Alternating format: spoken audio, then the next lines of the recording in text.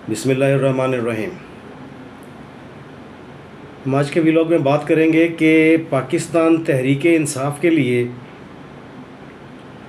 8 फरवरी का दिन बेहतर था या 9 मई का दिन बेहतर था। 9 मई को इमरान खान साहब की गिरफ़्तारी पर पीटीआई ने पूरे मुल्क में ज़बरदस्त एहतजाज किया था।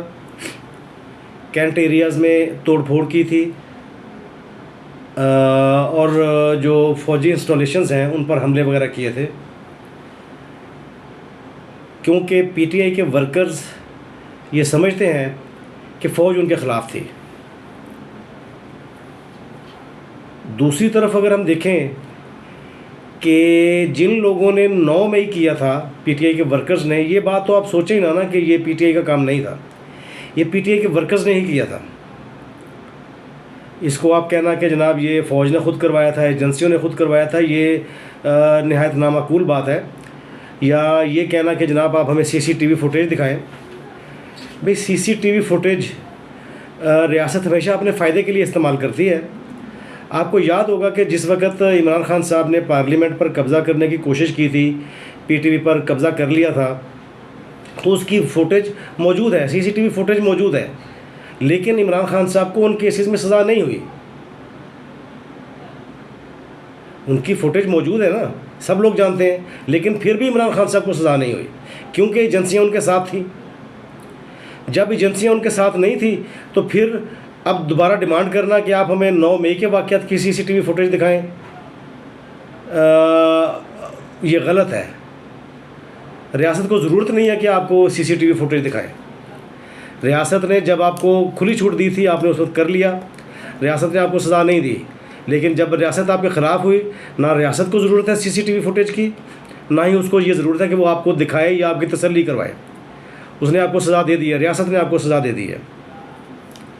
दूसरी तरफ हम बात करते हैं 8 फरवरी की। 8 फरवरी इलेक्शन डे था, 8 फरवरी 2024। उस दिन भी पीटीआई के वर्कर्स ने कमाल किया था। जैसे 9 मई को पीटीआई के वर्कर्स ने कमाल किया था ना, इससे ज़्यादा बड़ा कमाल बहुत महज़ब तरीके से, जो एक महज़ब रिवायत है इलेक्शंस की, जमहूरियत की, उसके ज़रिए पीटीआई के वोटर्स ने कमाल किया था। और हालांकि पीटीआई को उसका इंतखाबी निशान नहीं मिला था, लेकिन उसके बावजूद पीटीआई के वर्कर्स ने ढूंढ कर अपने कैंडिडेट्स को वोट दिया और उनको जितवाया। बाद में क्या हुआ, ये एक अलग स्टोरी है। पीटीआई की अपनी कमज़ोरियां भी इसमें शामिल हैं, रियासत की मुखालफत भी इसमें शामिल है, रियासती इदारों की मुखालफत भी इसमें शामिल है। लेकिन यही जमहूरियत है जो आपने 8 फरवरी 2024 को किया। जो आपने 9 फरवरी 2023 को किया वो जमहूरियत नहीं है, उसका फ़ायदा आपको कुछ भी नहीं मिला। आपको नुकसान हुआ है, पीटीआई को नुकसान हुआ है। पीटीआई को 9 मई का कोई फ़ायदा नहीं हुआ, सिवाय इसके कि इसने अपनी ताकत का मुजाहरा किया है, बदतहज़ीबी का मुजाहरा किया है। और जो तहज़ीब का मुजाहरा किया है वो 8 फरवरी को किया गया है। ज़ाहिर सी बात है, जो 9 मई जिन लोगों ने किया था, पीटीआई के जिन वर्कर्स ने किया था, वो 8 फरवरी में उन्होंने वोट नहीं डाला।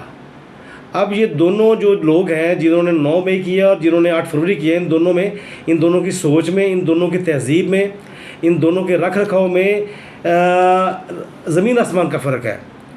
जो 8 फरवरी वाले पीटीआई के महज़ब दोस्त थे, उन्होंने 9 मई से बड़ा काम करके दिखाया है, नहायत ख़ामोशी के साथ, अपने वोट का इस्तेमाल करते हुए रियासत को मजबूर किया है कि वो इस चीज़ को तस्लीम करे कि पीटीआई 8 फरवरी 2024 को सबसे मकबूल तरीन जमात थी और अब भी है।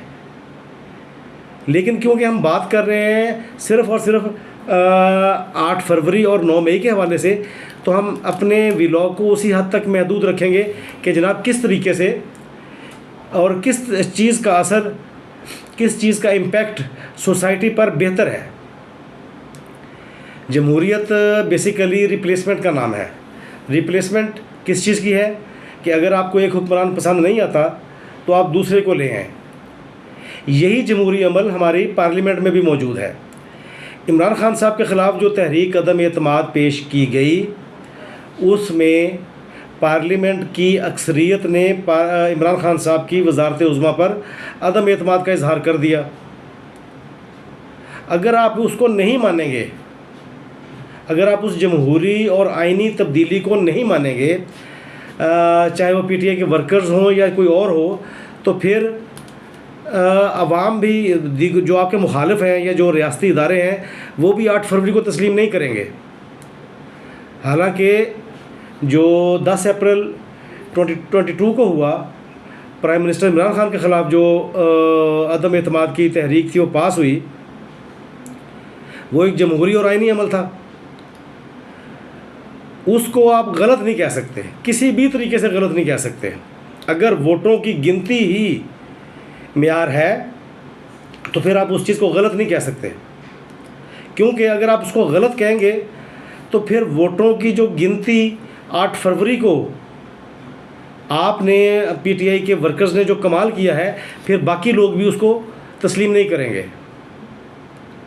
आपको पहले मानना पड़ेगा कि इमरान खान साहब की जो removal from prime minister office थी, या जो नो कॉन्फिडेंस मोशन की जो कामयाबी थी, वो एक जमहूरी अमल था और जमहूरी तरीके से, आइनी तरीके से इमरान खान साहब को वज़ारत उज़्मा से हटाया गया। अगर आप उस बात को तस्लीम नहीं करते तो फिर आपके जो मुखालफिन हैं वो 8 फरवरी में जो आपने बेहतरीन कारकर्दगी का मुजाहरा किया है, वो उसको कैसे तस्लीम करेंगे। इसलिए जमहूरियत इस चीज़ का नाम है कि आपने अपनी गलती को भी तस्लीम करना है और अपनी कामयाबी को भी तस्लीम करवाना है। दूसरे की गलती बतानी भी है और उससे उसकी गलती को मनवाना भी है। ये नहीं हो सकता कि आप कहें कि जनाब जो हमने किया वो ठीक है, जो बाकी जगह पर हुआ है वो गलत है। अब देखिए, जैसे यहाँ पर हमारे इतराज़ किया जाता है कि 2024 के जो इलेक्शंस थे वो उसको मैनेज किया गया। केपीके में आपको इतराज़ नहीं है, पूरे पाकिस्तान में आपको इतराज़ है, हम भी आपके साथ शामिल हैं। हमें भी शक है कि यहाँ पर पंजाब में उसको रिग किया गया है, लेकिन वही इलेक्शन केपीके में भी हुए हैं, वहाँ पर आप कहते हैं वहाँ पर ठीक हुआ है। तो आप तस्लीम करें कि 8 फरवरी को जो आपने किरदार अदा किया है बतौर एक जमहूरी शख्स के, बतौर एक वोटर के, बतौर एक सियासी कारकुन के, आपने जो किरदार अदा किया है वो शायद इससे पहले कभी नहीं हुआ या आइंदा शायद कभी ना हो। यहाँ पर हम आज का अपना व्लॉग जो है वो इस हवाले से है कि हम आपको ये डिफ्रेंशिएट करके बता सकें कि 8 फरवरी और 9 मई दोनों के दरमियान जो फ़र्क है वो तहज़ीब का, तमद्दुन का, शराफत का और महज़ब डिफरेंस ऑफ ओपिनियन का है। आपने बहुत बेहतरीन तहज़ीब के साथ जो difference of opinion polling booth पर इस्तेमाल किया, अपना हक़ इस्तेमाल किया, वो बेहतरीन तरीका है। जो 9 मई को आपने किया या आपने नहीं किया, तो जिन लोगों ने भी किया वो एक गलत तरीका है। यहाँ पर हम आज का अपना व्लॉग ख़त्म करते हैं और आपसे रिक्वेस्ट करेंगे कि अगर हमारा व्लॉग पसंद आए तो उसे लाइक और शेयर करें। Thank you very much.